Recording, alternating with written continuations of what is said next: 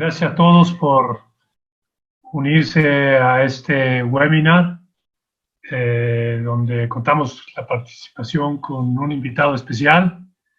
Eddie, muchas gracias por estar con nosotros. Un placer. Déjenme presentarles a Eddie para quienes no lo conozcan. La verdad es una persona con todas las credenciales para hablar del tema que nos ocupa. Eddie inició sus estudios aquí en México, en la Universidad La Salle, y posteriormente realizó una maestría en epidemiología y bioestadística en Case Western Reserve University en Cleveland, Ohio. Pero en ese periodo de su licenciatura y hacia su maestría, se unió a la organización Médecins Sans Frontières, y eso le permitió visitar lugares remotos como Angola o la frontera en Tailandia y Camboya, donde pues hizo algunas de las prácticas que hoy lo caracterizan en el campo de la epidemiología y de las enfermedades infecciosas. También en ese periodo fue residente en el Instituto Nacional de Ciencias Médicas y Nutrición, Salvador Subirán, de aquí de la capital del país. Otra vez realizando estudios e investigaciones sobre enfermedades infecciosas, y ha participado en otras escuelas muy reconocidas en el tema, como the London School of Hygiene and Tropical Medicine, en el Departamento de Enfermedades Infecciosas y Tropicales. Fue también profesor asistente en Boston University School of Public Health. En fin, realmente un currículum muy amplio. Actualmente se desempeña en Keck School of Medicine del complejo universitario de University of Southern California, desde donde nos ha hecho la posibilidad de conectarnos con él, y le agradecemos muchísimo que haya decidido participar en este webinar. De nuevo, gracias, Eddie, por estar con nosotros, y si quieres comenzamos dándole también al público la información de que pueden hacer preguntas. Si bien estaré yo administrando esas preguntas, canalizándolas. Tienen dos funciones en su sistema de Zoom. Uno es el Q&A y el otro es el chat. Ambos los estaré yo revisando, y a medida que vayan llegando esas preguntas, las podré ir agrupando si son de temas similares para presentárselas al doctor Eddie. Eddie, pues el mundo realmente está en shock. Realmente es impresionante ver ciudades paralizadas como la de la Ciudad de México, en algunos lugares más que en otros. Como vimos paralizado, estamos viendo todavía paralizada Nueva York, Londres, París, Madrid, en fin. Y todo esto lo ha causado un enemigo silencioso, un enemigo que no se ve. No son bombardeos, como puede pensarse una guerra, pero sí es realmente como la humanidad en guerra. Para ustedes, los epidemiólogos, de cierta manera creo que existía o tenían ya una percepción de esto, de que esto podría ocurrir. ¿Estoy en lo correcto? ¿Es cierto que ustedes estas pandemias, si no bien las predicen, pues las esperan? Sí, correcto. Primero quisiera agradecerte, Eduardo, y al grupo por haberme invitado. Una introducción muy bonita que hiciste. Efectivamente, este tipo de pandemias, una de las cosas que me gusta decirle a la gente con la que hablo es que aunque parezca todo lo que estamos viviendo muy inusual y muy inestable, casi todo se ha predecido por modelos epidemiológicos, ¿no? Y no es nada nuevo. Desde hace ya varias décadas se esperaba una situación similar a la que estamos viviendo. Y se ha escrito mucho sobre esto. Lo único un poquito nuevo, novedoso, es que lo que se esperaba es que fuese una pandemia por uno de los, de la influencia pandémica. Hay dos tipos de virus de la influenza, el que conocemos todos los días, todos los inviernos, el estacional, y hay uno que lo conocen como el de la influencia pandémica, y ha creado varias pandemias. Por ejemplo, en el siglo pasado ha creado 4 o 5 de ellas. La más famosa es la de 1918, que mató más o menos, hay discusiones sobre cuántos muertos, pero cerca de 100 millones de muertos a nivel global, ¿no? Entonces, todas las predicciones matemáticas, epidemiológicas que se habían escrito o que se habían descrito, era considerando que íbamos a tener otra, digamos, la sexta pandemia de influenza y se esperaba en cualquier momento. Lo que ocurrió es que fue un coronavirus que es muy similar el comportamiento epidemiológico a los de la influenza, ¿no? Pero sí, efectivamente, esto no tiene nada de sorpresa en cuanto a todo el impacto, tanto a nivel médico como a nivel económico y de relaciones sociales. Todo esto estaba bien descrito. En ese sentido, Eddie, o sea, ves que en la administración estadounidense ha corrido el rumor de que pudo haber sido un producto hecho por el hombre en un laboratorio en China. ¿Queda descartada desde tu punto de vista científico? Sí, este es un punto muy importante y justo estaba yo hablando con uno de mis hermanos esta mañana. El problema que crean este tipo de situaciones globales, de mucho miedo, francamente, mucha ansiedad, es que pueden crear una epidemia casi paralela de desinformación. Y esa epidemia a veces, francamente, puede tener un efecto hasta casi más negativo que el virus directamente, ¿no?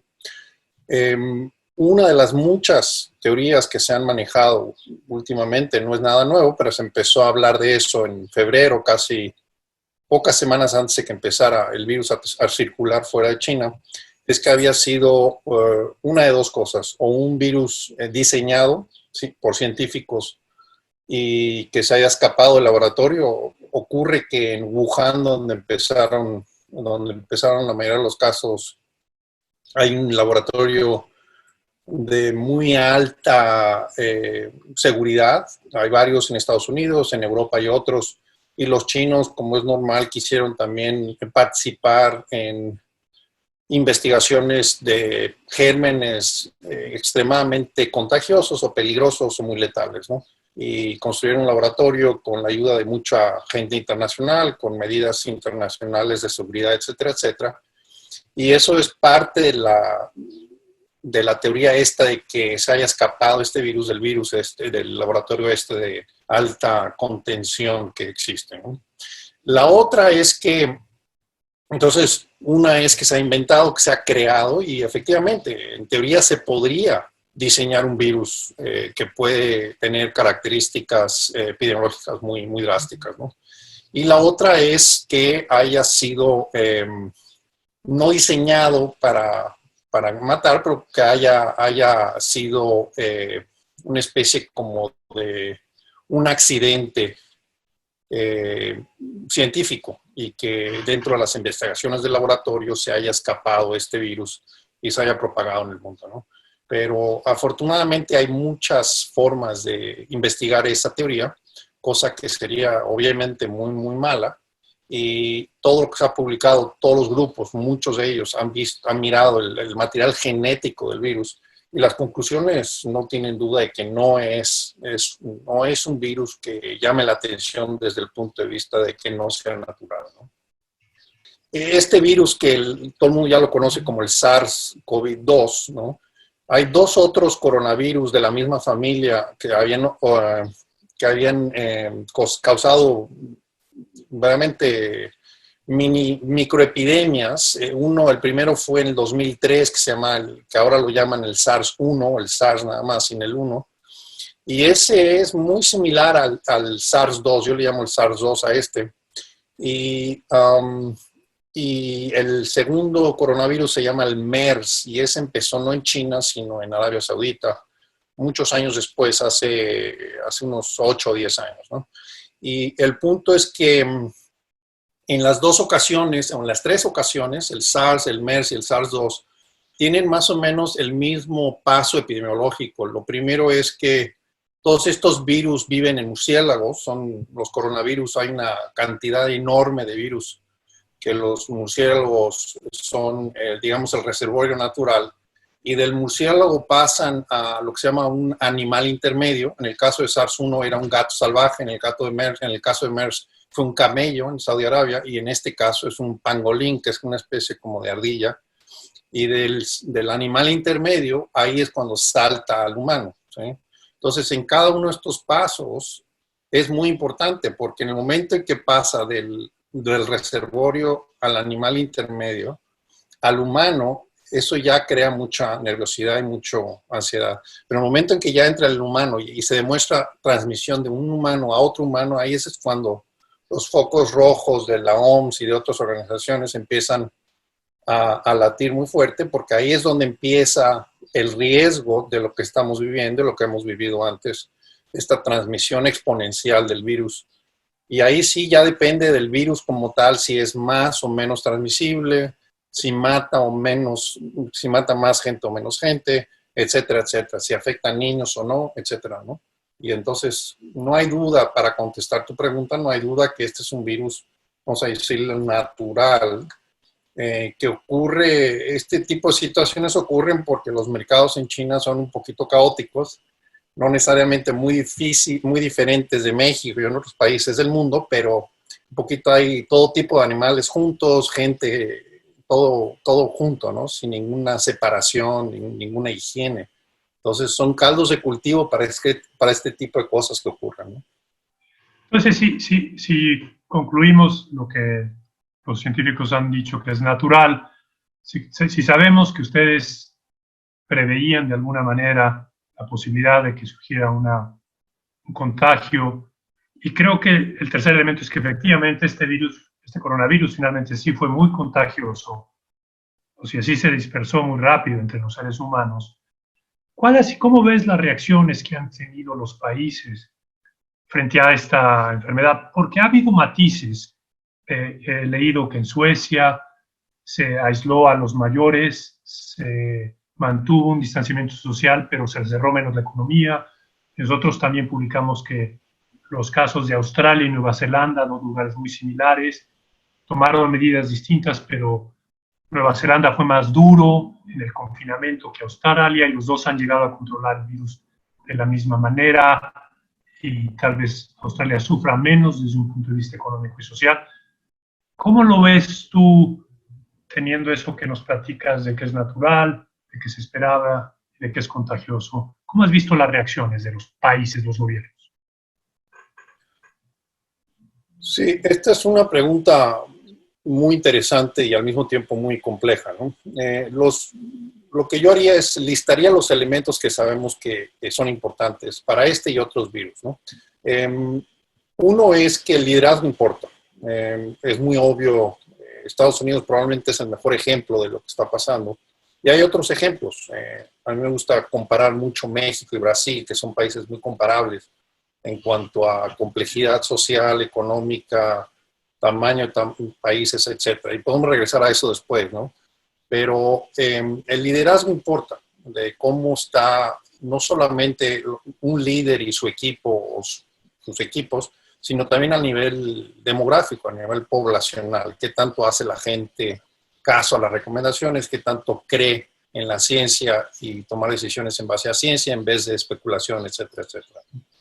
Eso es un punto muy importante y se ha visto exactamente lo que estás describiendo país por país y va a haber muchos estudios, estoy seguro, que van a poder mirar eso en mucho más detalle una vez que la emergencia pase, ¿no? El segundo punto es que lo que está muy claro, y esto ocurre, que ha ocurrido con otros virus, es que la penetración inicial es a través de los viajeros, ¿eh?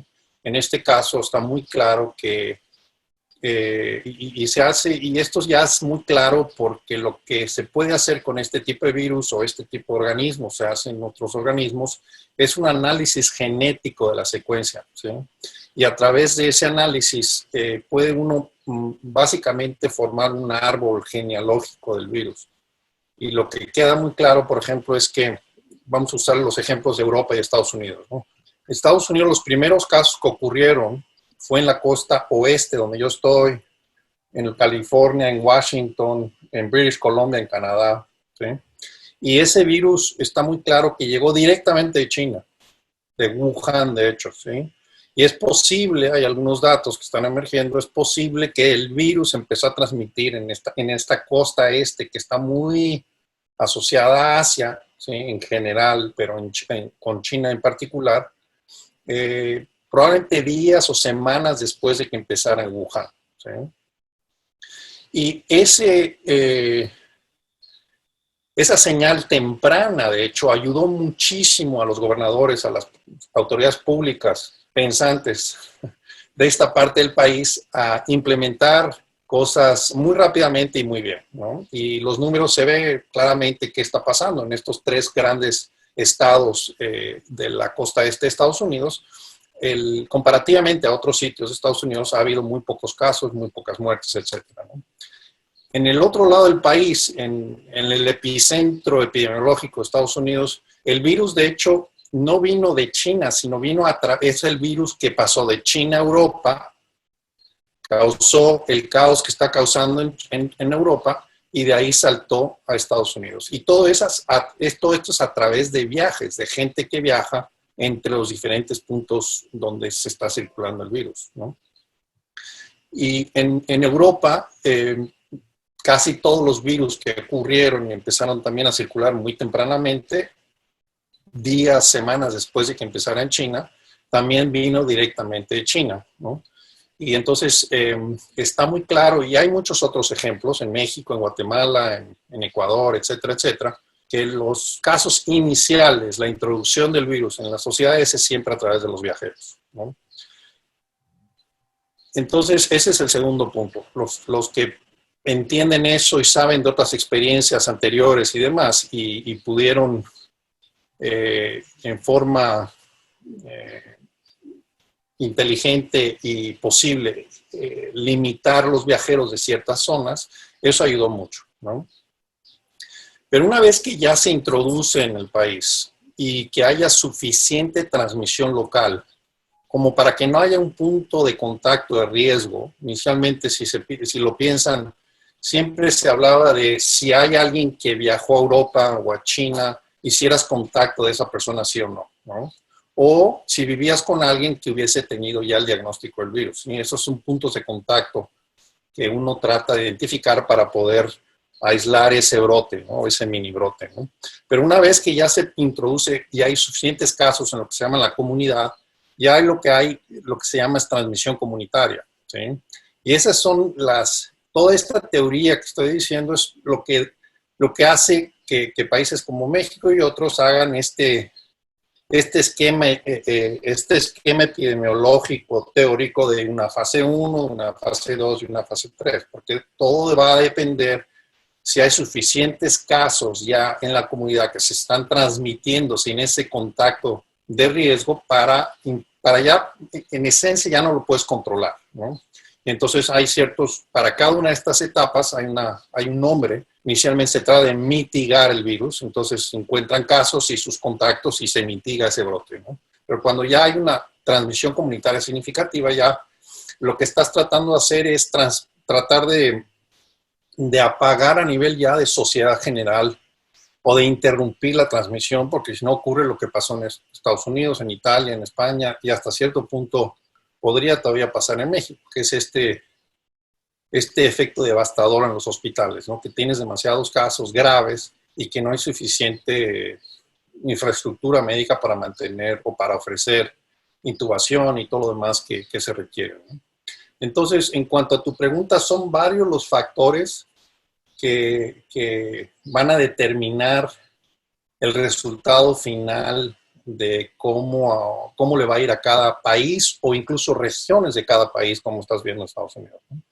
En cuanto el otro punto importante a lo que decías es el enfoque. No hay demasiadas formas de hacer lo mismo, ¿sí? Hay probablemente un par o tres cosas. Lo más importante a saber de este virus es que es un nuevo virus que se introdujo súbitamente en una población global de 7.5 billones de personas, donde no hay nada de inmunidad en contra de este virus, ¿sí? Entonces, a nivel global, lo que se tiene que pensar es cuánto tiempo, cuántas formas de hacer que un porcentaje importante de esa gente llegue a ser inmune, porque eso es lo único que va a hacer que se controle a nivel global, ¿no? O que haya menos urgencia pública. Y hay dos formas, no hay más. Es a través de vacunas o a través de exposiciones naturales, es decir, infecciones naturales. ¿Sí? Lo que tú mencionaste de Suecia, por ejemplo, ellos están tratando de seguir el modelo que se llama de rebaño, de tratar de llegar a un grado de inmunidad de rebaño, que es este concepto de tratar de infectar a la mayoría, a la mayor cantidad de gente posible, para que se disminuya el número de gente que sea susceptible. ¿Sí? Pero en Suecia es una sociedad muy particular, obviamente. Y ellos pueden hacer, primero es un país relativamente pequeño en cuanto a población, creo que son 8 o 10 millones de gente que sabe lo que están haciendo, obviamente, pero también que escuchan muy bien, que hacen recomendaciones los gobiernos, las diferentes organizaciones de salud pública, la gente sigue todo este tipo de cosas a rajatabla, ¿no? Entonces, yo creo que Suecia es un caso muy particular que es un poquito un experimento que vamos a ver cómo les va, ¿sí? Pero la idea es esa, es tratar de exponer a la gente menos susceptible de que vayan a tener una enfermedad grave, tratando de proteger a los viejitos y a la gente que tiene problemas de salud y esperar que esa estrategia funcione a largo plazo, ¿no? Y en el medio de eso, pues, hay gente que se va a infectar y va a tener problemas de salud serios, pero vamos a decir que proporcionalmente hablando va a ser menos que en otros países donde pues no hicieron nada, ¿no? Pero yo diría que ese ejemplo es un ejemplo único en el mundo. No hay muchos países que han intentado hacer eso. Se consideró eso en Inglaterra por un momento, este mismo approach, y rápidamente se vino abajo. Hubo muchísimas críticas y bueno, lo que se está viendo en Inglaterra, en una de esas van a superar a España y a Italia en cuanto al número de casos y muertes, ¿no? Entonces, titubearon, el mismo primer ministro Boris Johnson se enfermó, casi se muere del virus, como todos sabemos, ¿no? Pero estos son países que han un poquito como que tomado la decisión en base a información, a datos fidedignos, de hacer una cosa u otra, ¿no? Pero en general, como llegó de golpe y causó tantos problemas, empezando en China, después en Europa, lo que se hizo a nivel global, la enorme mayoría de los países, lo que hicieron es tratar de apagar la epidemia, por lo menos este brote inicial, con el distanciamiento social famoso, ¿no? Porque esa es la única forma a estas alturas, sin tratamiento, sin vacuna y sin tener proporciones importantes de gente que está inmunizada en forma natural, de disminuir la transmisión, ¿no? Para tomar un poquito de aire y planear las cosas un poquito mejor. En ese sentido, Eddie, ¿cómo ves la reacción que tomó el gobierno mexicano, que tuvo la ventaja, como lo ha dicho el mismo presidente y su secretario Gatell, Hugo López Gatell, de que vimos la película en otros países antes de poder vivirla? ¿Cómo has visto la reacción? Tú que eres un observador desde fuera y que pues sé que conoces al subsecretario, ¿cómo has visto la reacción de las autoridades mexicanas? Es siempre difícil ser un observador de fuera. Yo tengo información un poco filtrada por mis relaciones con Hugo, pero también por lo que escucho de mis amigos, del periódico, etcétera, etcétera, ¿no? Yo creo que en términos generales, el gobierno mexicano no hizo nada diferente a cualquier otro país que ha tratado de hacer las cosas bien, ¿no? Hay tres cosas que son importantes en poder hacer esas cosas bien. Uno es el liderazgo. Si la gente lo hace en base a ciencia versus no, ¿no? Y ahí el ejemplo otra vez es Brasil, por ejemplo, ¿no? Bolsonaro. Entonces, el liderazgo importa, ¿sí? Número dos es tener un sistema de captación de datos que sea fidedigno y bueno, ¿sí? Que sea representativo a nivel nacional y que sea fidedigno en cuanto a que la gente que entre estos datos y la captación de los datos como tal sea fidedigna, porque si son datos que no son correctos, básicamente no sirven de nada, ¿no? Perdón, hay un es papaya allá afuera, no sé si escucha mucho. Un poco. Entonces, el segundo, entonces ese ya parece que ya está mejorando. Este es el segundo punto, ¿no? Y eso sí me quisiera detener un segundo, porque México, afortunadamente, México tiene muchas cosas malas, pero esta es algo que le han metido mucho dinero y mucho interés en tener una red epidemiológica. Tomaron decisiones hace ya varios decenios, esto no es de ahora, esto fue en los 80s, en los 90s, un poco siguieron el approach cubano de tener muy datos epidemiológicos muy fidedignos, ¿no? Y los datos en los que se basa Hugo, en los números que yo he visto, tienen una especie como de muestreo que casi es del 10% de la población en México. Es muy similar a Estados Unidos. El CDC usa el 9% más o menos de los datos. Es decir, ellos, su sistema de captación epidemiológica se basa en una muestra que más o menos captura el 9% de la población, ¿sí?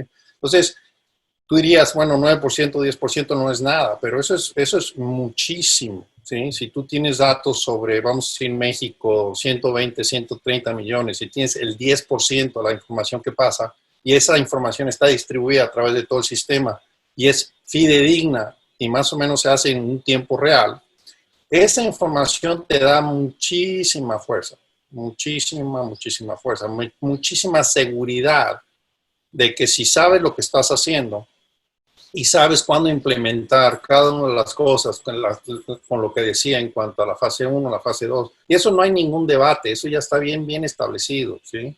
Cuándo hacer ciertas cosas y cuándo hacer las demás, cuándo ser menos agresivo, cuándo ser más agresivo. Entonces, eso francamente te da mucha certeza de que por lo menos la teoría la estás implementando bien, ¿no? Y la tercera parte, que es la más complicada, es qué tanto tu población te va a hacer caso, ¿no? Y si no te hacen caso, ¿qué haces para que te hagan caso, ¿no? Y ese es el ejemplo, por ejemplo, de Suecia, donde pues no necesitas mucha policía implementando o forzando gente a hacer cosas porque ellos mismos lo hacen muy solos, ¿no? Hubo inicialmente muchas bromas sobre Italia, por ejemplo, España, ¿no? Todos los países del Mediterráneo son parecidos a México en cuanto a, pues, generalmente no hacemos tanto caso, ¿no? Los latinos, ¿no?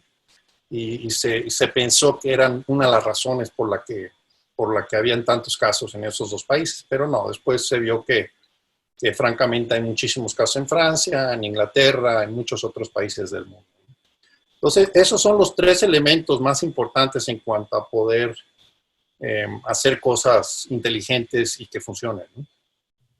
Y en ese sentido, ¿tú consideras que México tiene los datos, tuvo el liderazgo porque fue científico y más o menos sí le hemos hecho caso a la autoridad, ¿no? Esa es la parte que no tengo muy clara. Las dos primeras seguro que sí, ¿sí? Y de hecho yo le he dicho a mis cuates de otros grupos que si la teoría, si los datos que están mostrando, ¿sí? Si los datos que están mostrando no mudan mucho, ¿sí? No se hacen completamente diferentes a lo que se está mostrando en la secuencia epidemiológica que están mostrando, es muy posible que México salga de, por lo menos esta primera ola, de una forma, todo es relativo, a todos los países les va a ir bien, mal, excepto hay excepciones. Hong Kong tiene 4 muertes, ¿sí? Pero es una excepción a la regla y podemos hablar de eso también. Pero en todos los países del mundo van a haber historias horribles, ¿no? Entonces, relativamente hablando, yo creo que a México, comparativamente a otros países, otra vez, de tamaño, de complejidad de sociedad, etcétera, es posible que le pueda ir muy bien, ¿no? Ahora, estamos hablando de la primera ola, esta introducción inicial y la propagación inicial del virus, ¿no? La teoría, la gente, lo que estamos tratando de entender es si se va a seguir esta propagación a través de los meses del verano, ¿sí? Si no hay una interrupción. En la influenza, por ejemplo, todos lo sabemos, que la mayoría de los casos de influenza ocurren durante la época de invierno, ¿no?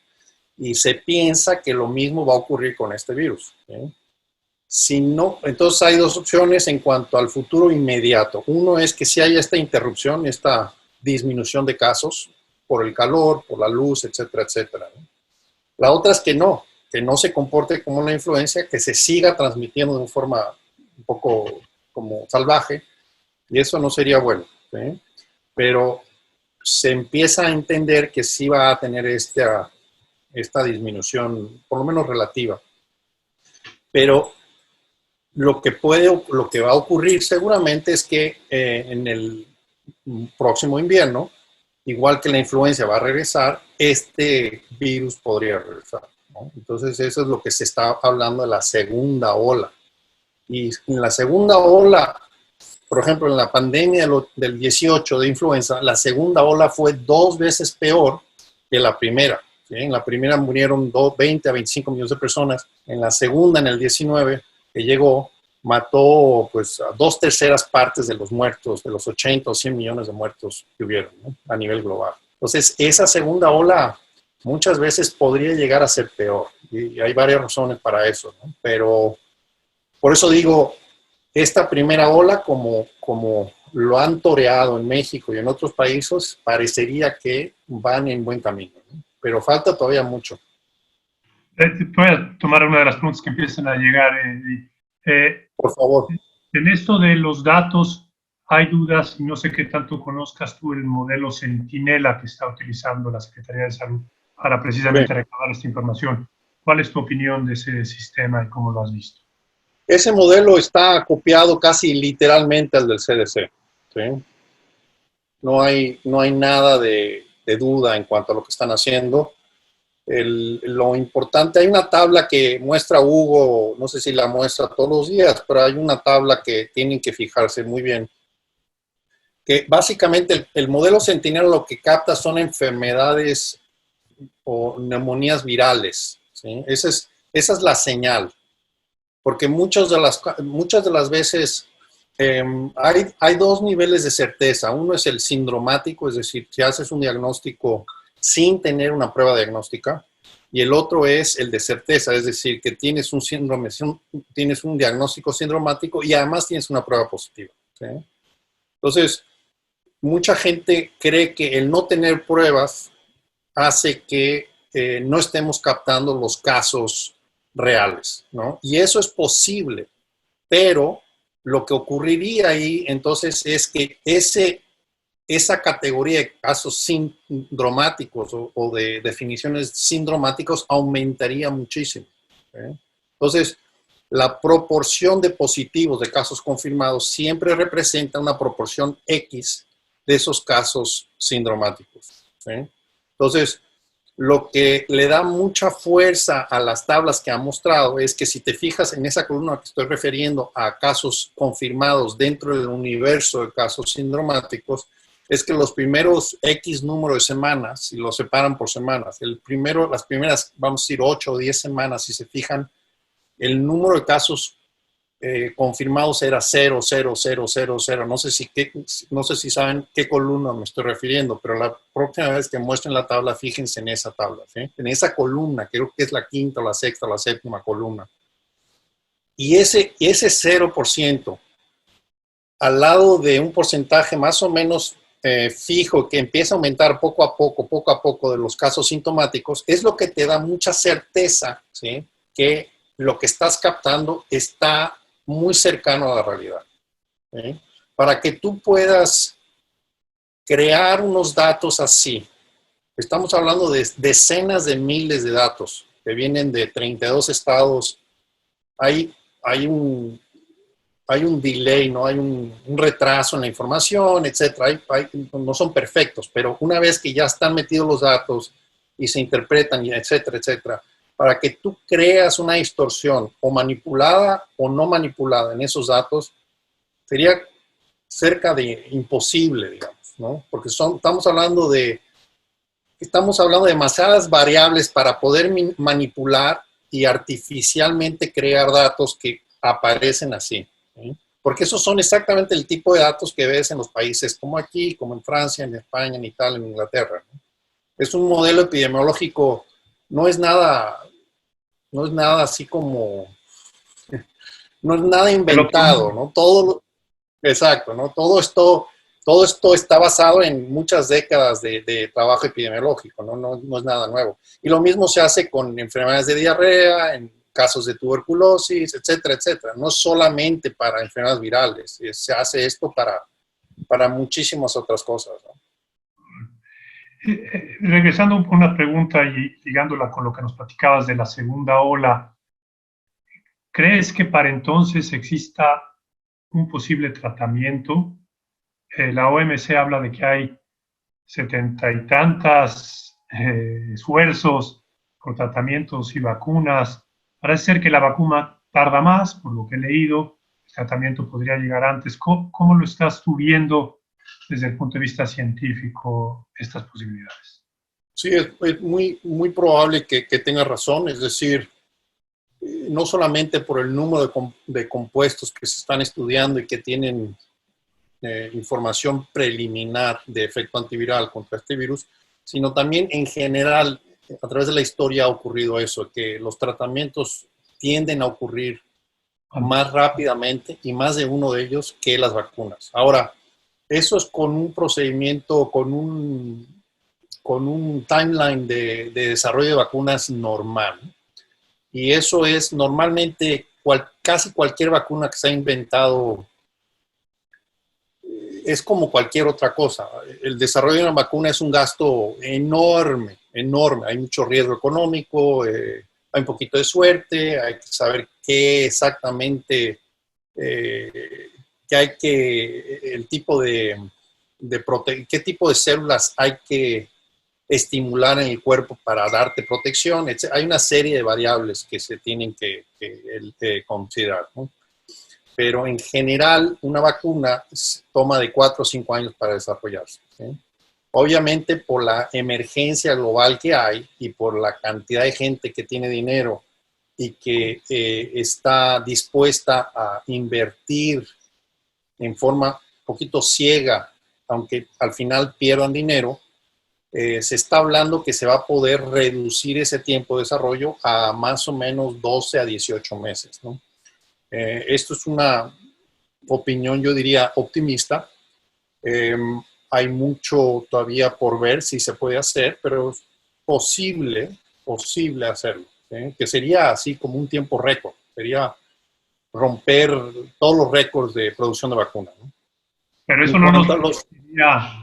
eso no Perdón. permitiría, eso no contrarrestaría la segunda ola, o sea, llegaría después No, de la segunda ola, ¿no? exacto. Y por eso esa segunda ola está más o menos fija, ¿sí? Y eso es lo importante entender, que este proceso no va a evitar esa segunda ola, ¿no?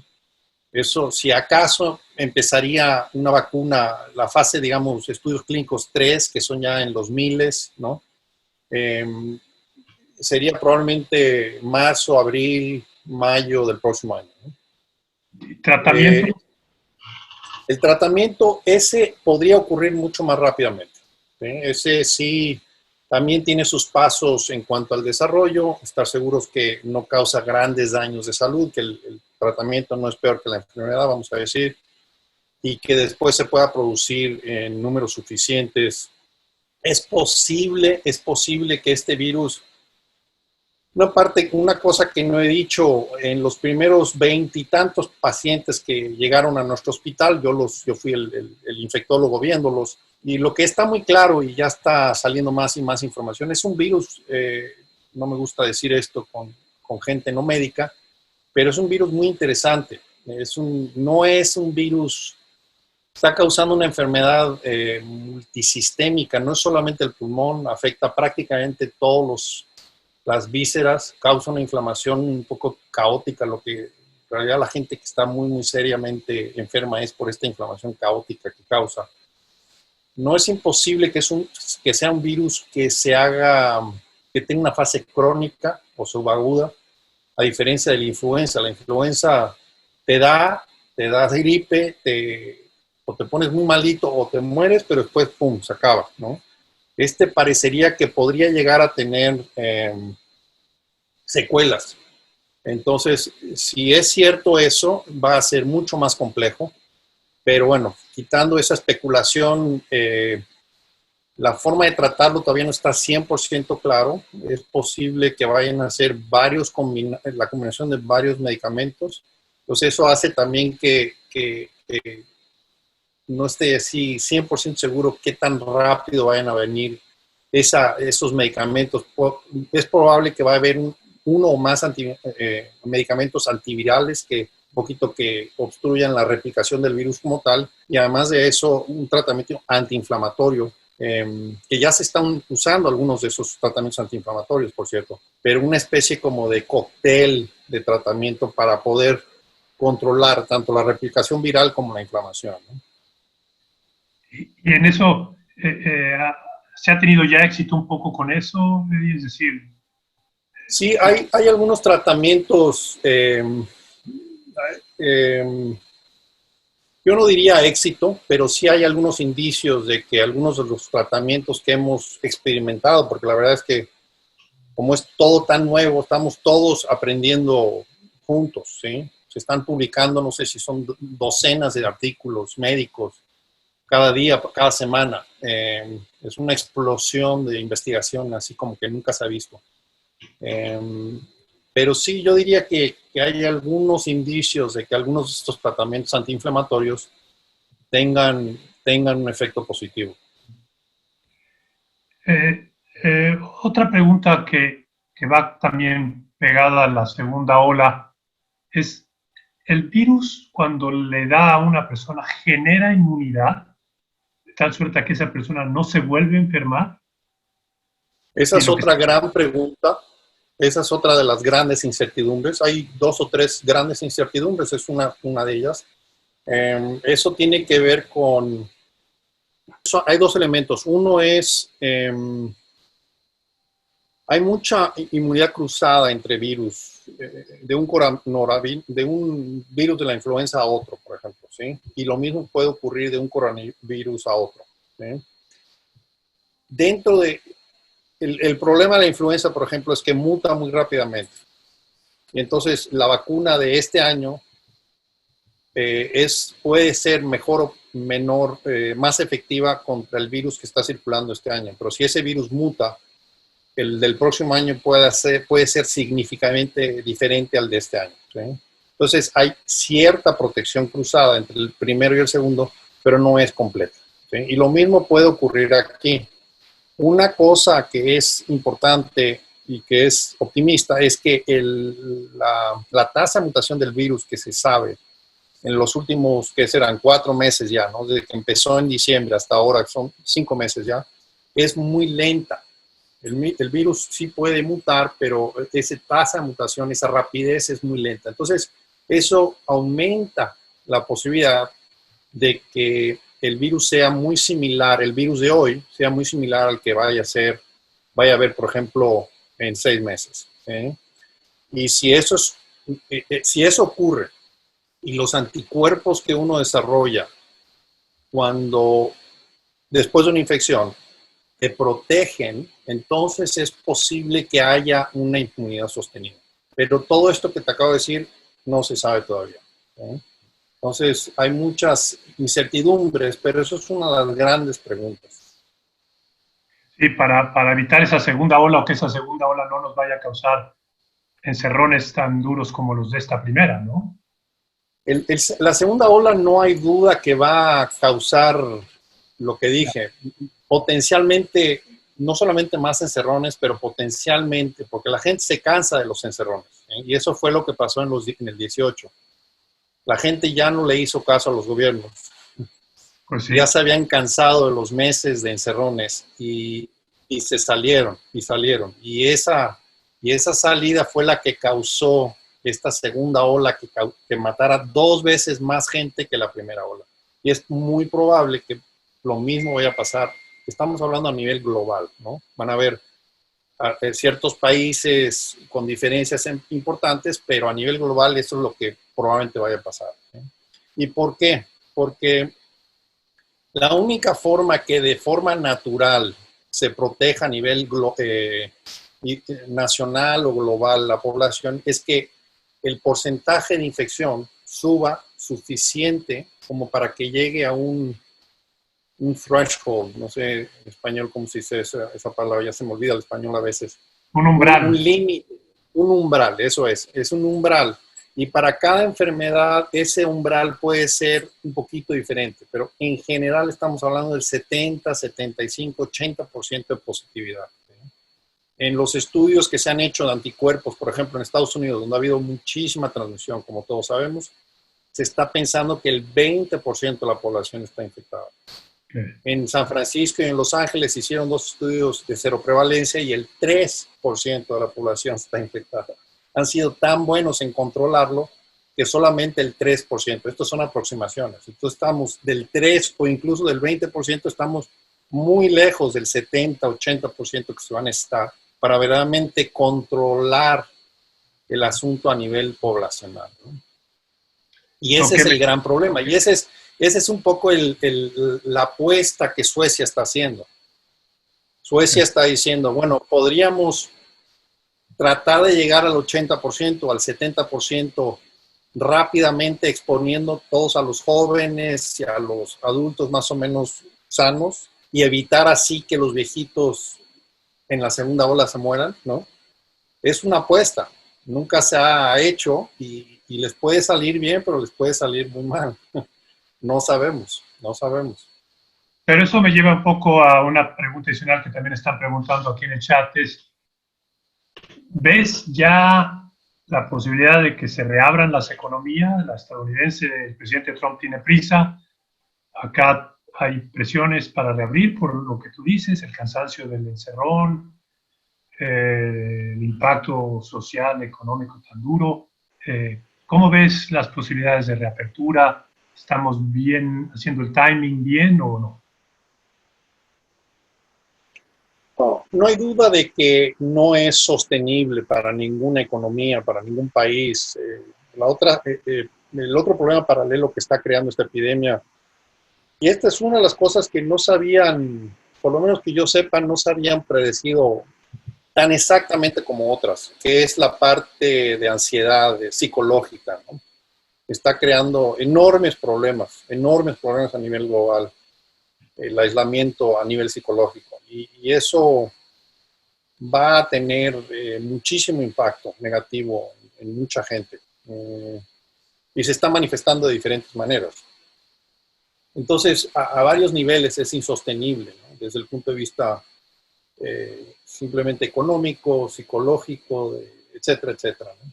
Entonces, no hay duda de que se va a abrir el mundo en las próximas semanas. De hecho, ya se está abriendo. Todos los países donde empezó la ola ya se están abriendo. China, Hong Kong, poco a poco Europa, etcétera, ¿no?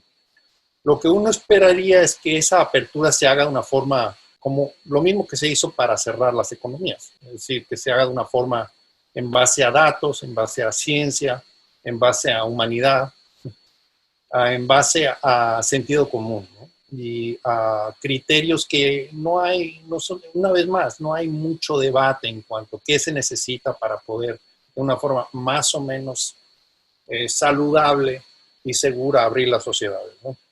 Y el problema es que no todos los líderes quieren o pueden implementar esas cosas de una forma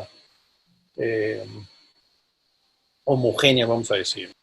Te preguntan, Eddie, si nos puedes dar una visión post-COVID, cómo va a ser nuestras vidas y qué recomendaciones cuando se reabra la economía nos das para no contagiarnos. Sí, esa es un poco la pregunta de los $64,000 o pesos, ¿no? Yo creo que lo que sí está muy claro es que se va a abrir. Es una cuestión de tiempo. Ojalá y las autoridades en México hagan lo que se debe de hacer, es decir, que se empiece a abrir cuando veas esa tendencia negativa, el número de casos, el número de muertes, no por un día o dos, sino por unas 2 semanitas, más o menos, ¿sí? Cuando ves esa tendencia hacia la baja ya sostenida y ves que ya no hay esa transmisión activa de casos, eso es lo que tratas de hacer, es interrumpir esa transmisión caótica, donde tienes decenas de miles, si no es que centenas de miles que están transmitiendo día con día, ¿sí? Si tú puedes apagar ese foco y ese apagar ese foco se traduce generalmente en menos casos nuevos y menos muertes, ¿no? Y si tú ves esa tendencia a bajar más o menos 2 semanas seguidas, entonces ya es razonable empezar a decir, ok, vamos a reabrir primero poquito a poquito, lógicamente, con movimientos estratégicos de población, ¿no? Cada país va a tener esa definición de estrategia, pero en términos generales, lo que está muy claro es varias cosas. Una,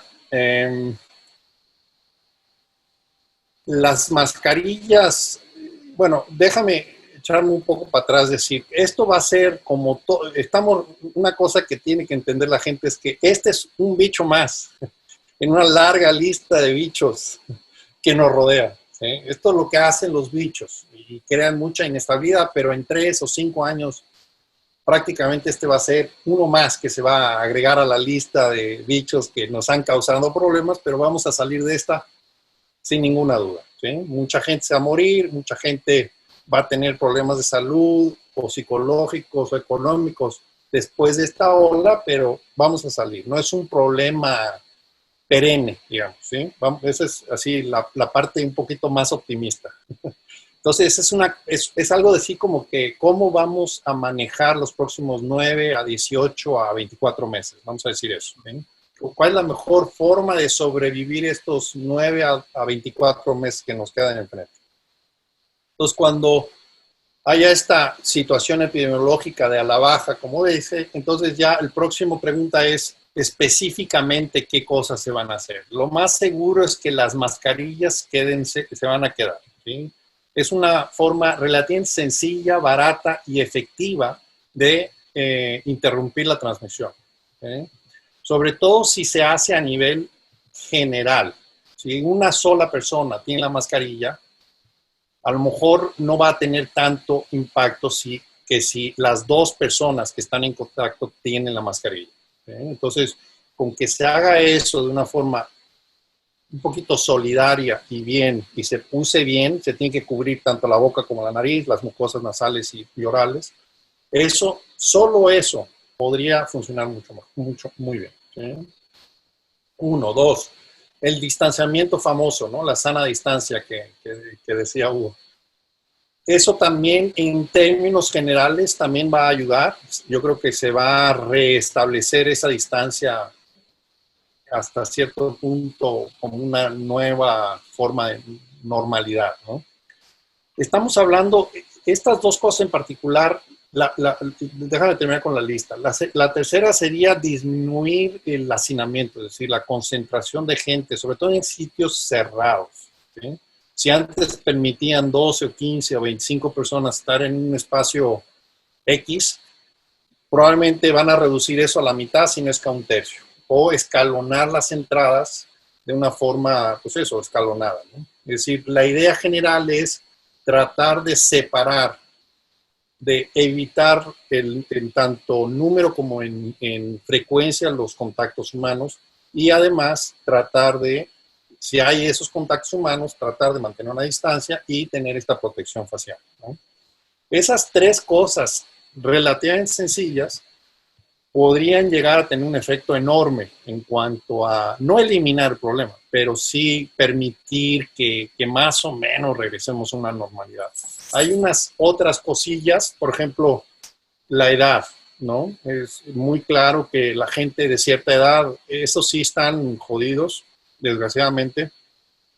Se van a tener que seguir más o menos guardados, aislados, con precauciones hasta donde se pueda, hasta que salga pues una vacuna, desgraciadamente. Eso sí, no hay duda, porque la tasa de letalidad, de morbilidad es tan alta en ellos que es problemático, ¿sí? Porque ahí el riesgo es demasiado alto.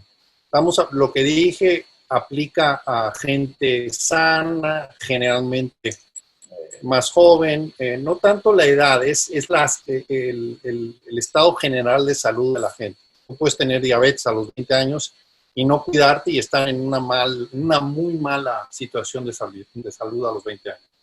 Entonces, es en general tu estado general de salud. pero en general los viejitos tienden a acumular más enfermedades y por eso les pega tan fuerte. No es que sea la edad como tal, sino la acumulación de enfermedades que tienen. Entonces, esos serían las grandes. Se me olvida alguna cosa, pero bueno, la otra que mucha gente habla, que francamente yo, bueno, en mis pláticas lo que hago es que no es que la elimino como una fuente importante de transmisión, pero no es tan importante como parecería. Es la de las superficies, ¿no? Mucha gente ves con guantes y demás. En teoría sí se puede transmitir a través de superficies, pero la enorme mayoría de la transmisión, es a través de secreciones respiratorias, ¿sí? Entonces, lavarse las manos, no tocarse la cara, etcétera, todo eso es siempre bueno, ¿sí? Pero no es lo que causa los problemas que estamos viendo. Lo que está causando los problemas que estamos viendo a nivel global es esta transmisión a través del aire, ¿no? De gotas. ¿Okay? Entonces yo diría que esas son las grandes, a grandes rasgos, a lo mejor se me olvida una o dos recomendaciones, pero esas son más o menos las cosas por decir. Bueno, estoy pensando en otra, en aquellos sitios donde se pueda controlar la entrada a través de un cuestionamiento clínico muy sencillo, fiebre, tos, no sé qué, lo que sea, para tratar de identificar casos que tengan obviamente una enfermedad viral y los puedas evitar que entren, ¿no? a sitios donde pueden contagiar a otros. El problema con ese despistaje es que puede haber transmisión de asintomáticos, ¿sí? Entonces, este cuestionamiento de síntomas, fiebre, etcétera, no podría detectar esos asintomáticos, pero si puedes por lo menos identificar la gente que francamente es irresponsable y a pesar de tener síntomas sale y quiere, sobre todo si salen sin mascarilla y se quiere juntar con otros, el poder identificar esos, aunque sean una minoría, vamos a suponer, sería muy útil, ¿no? Entonces, más o menos eso, ojalá eso quede claro cuántas son las cosas que hay que pensar, ¿no? Y finalmente, en sentido de infraestructura hospitalaria, parece ser que la vamos a librar aquí en México bien. Digo, no, todavía no se puede cantar victoria, aunque ha habido algunos incidentes ahí bochornosos. En la segunda ola, si es peor, esto tendría que reforzarse antes de, es decir, aprovechar el verano para reforzar esa infraestructura, supongo, ¿no? Exacto. Sí. Lo que uno esperaría, Eduardo, es que no solamente México, sino los países que no han tenido tiempo para prepararse, se preparen, sí, porque una vez más, esto no es de controversia. Esta segunda ola no es algo que sea controvertido, ¿sí? Es muy, muy esperable. Ojalá y no llegue, ojalá, pero es casi imposible pensar en una estación ahorita, en este momento, hoy en día, en mayo, que esa segunda ola no llegue. Entonces, sí, tenemos varios meses, a nivel global me refiero, varios meses para preparar lo que se haya detectado como deficiencias en esta primera ola, ¿no? Correcto. Pues, Eddie, llevamos ya una hora. No quiero quitarte más de tu tiempo. No sé si quisieras agregar algo. Creo que ha sido muy, muy clara tu exposición, la verdad. Nos has dado un panorama amplio Muy bien. del problema de salud, las reacciones, pero tú dinos. Pues nada, te agradezco muchísimo, Eduardo, y el grupo de haberme invitado. Cualquier cosa, evidentemente, si necesitan una segunda, este tipo de cosas, siempre es importante la parte longitudinal, a ver cómo cambian las cosas, ¿no? Un input cada X tiempo, si se ve que las cosas cambian mucho o poco, ¿no? Para actualizarse. Pero en términos generales, a mí siempre me gusta tratar de ser optimista dentro del caos y lo que me gusta, la parte optimista que me gusta decir es que se siente como un momento muy de mucha incertidumbre, cuando en realidad no la existe. La incertidumbre es el resultado generalmente, sí, de un virus de mucho miedo, puede causar mucho miedo, ¿no? Pero es más de caos, ¿no? Del impacto que puede tener a nivel, sí, de sistemas de salud, pero sobre todo el ecológico, el psicológico y demás, ¿no? De relaciones humanas, etcétera, ¿no? Pero lo importante, no sé si ayuda a la gente, pero no hay nada, de todas las predicciones que se han hecho a través de las décadas, no hay nada que se ha salido fuera de lo esperable. ¿Sí? No es una situación totalmente impredecible. Y de esa misma forma, lo que nos viene también es predecible. Y eso que nos viene se puede planear. Si se hace bien, si se hace inteligentemente, una vez más, si se hace con humanidad, se puede planear y la situación puede salir en términos relativos más o menos bien, ¿no? Y quisiera cerrar diciendo lo que me preguntabas. Yo creo que México, una vez más, si siguen las cosas como están, podría salir de esto como un ejemplo a seguir en el mundo dentro de un grupo de países que no tienen ese lujo de hacer cosas increíblemente extravagantes o caras, etcétera, ¿no? Obviamente han habido problemas de comunicación, obviamente han habido una serie de situaciones que lógicamente es más de populismo, más de mensajes equivocados, etcétera. Pero en términos generales, sobre todo si se comparan a otros países similares, podrían salir muy, muy bien, muy, muy bien, en términos relativos, ¿no? Y yo creo que eso es, francamente, a mí me llena de orgullo. Si eso ocurre, de verdad, y en un año o dos nos damos cuenta que México salió de navegó este caos más o menos bien, con inteligencia, conciencia, con cierta humanidad, yo creo que eso debería de darle mucho orgullo a los mexicanos, porque no es fácil hacerlo y se está viendo en todos los días, ¿no? Organizar una sociedad de 110, 120, 130 millones de habitantes, tan compleja como la de México, estando al ladito de Estados Unidos, no es fácil hacer. Pues, Eddie, te agradezco enormemente a nombre de Infocel, Sentido Común, que nos hayas permitido escucharte. Le agradezco mucho a aquellos que se unieron a este webinar. Creo que has resultado, lo repito, muy, muy clara tu exposición. Nos vamos con esta esperanza de que México pueda demostrar que salió bien en unos meses. Yo también quiero ser optimista y lo soy por naturaleza y creo que a pesar de los pesares, pues ahí vamos librando esta época inédita.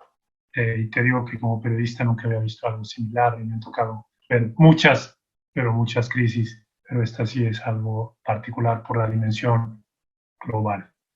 Entonces, de nuevo, cuenta, a nombre de Infocel, de Sentido Común. De verdad, muchas gracias, Eddie, te tomo la palabra. Nos volveremos a ver si las cosas cambian o no cambian, o luego para platicar el resumen de lo que pasó y ver cómo nos fue. Gracias. Perfecto. A todos. Gracias y un saludo.